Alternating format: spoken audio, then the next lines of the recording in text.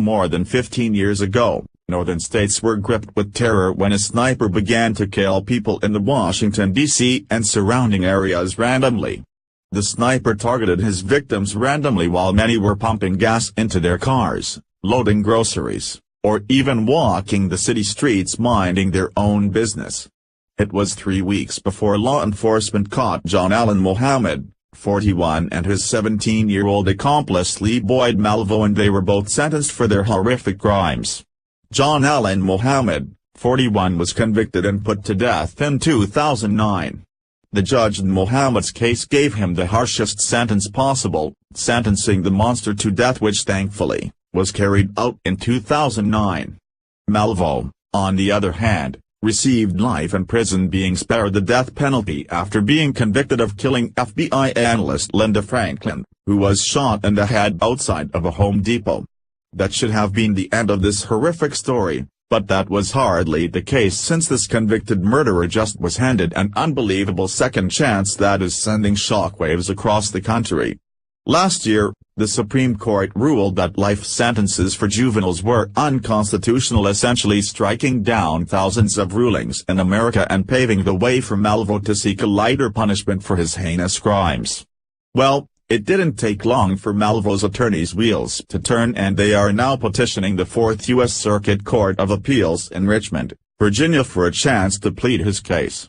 Lee Malvo. Here is more from MSN. Malvo's lawyer Craig Cooley on Tuesday urged the 4th U.S. Circuit Court of Appeals to uphold a ruling by a federal judge who last year ordered new sentencing hearings in Virginia under a U.S. Supreme Court ruling that found mandatory life without parole sentences for juveniles unconstitutional. A 2016 Supreme Court ruling made the decision retroactive, extending it to people like Malvo who were already sentenced before the court found such punishments unconstitutional. Cooley said the judge who presided at Malvo's trial gave the jury only two choices in recommending a sentence for Malvo: life in prison without the possibility of parole or the death penalty, with no option for a lesser sentence. Jurors, Cooley said, opted to go as low as they could under the structure they were given on that date. He said the jury's unanimous decision to give him life instead of the death penalty indicates they may have gone lower if they knew they could have. But Deputy Solicitor General Matthew McGuire said the trial judge had the discretion to reduce the jury's recommendation but did not do so.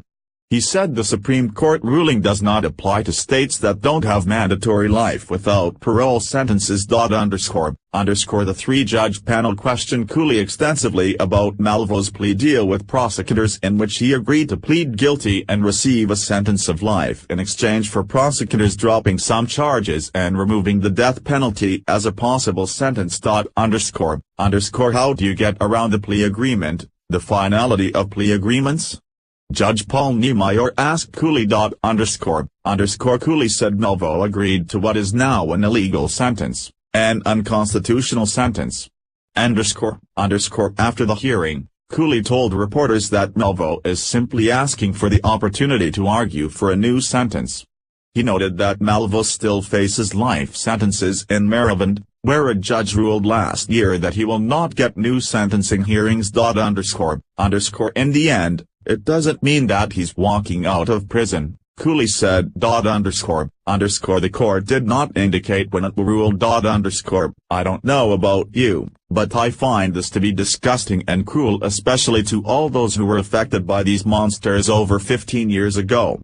Malvo was 17 years old at the time of these murders, but he was old enough to know that killing innocent people was wrong and should have to pay for his crimes, despite the fact that he was technically not an adult. The age of 18 does not magically make a person know the difference between right and wrong, and it is deplorable to think that this person would be given the opportunity to receive a lighter sentence. What about the victims of this crime?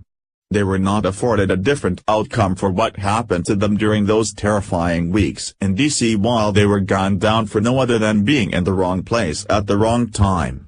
Hopefully, the court upholds the original sentencing, allowing the victims' families to have closure once and for all. Fox News. Follow us on Facebook at Freedom Daily.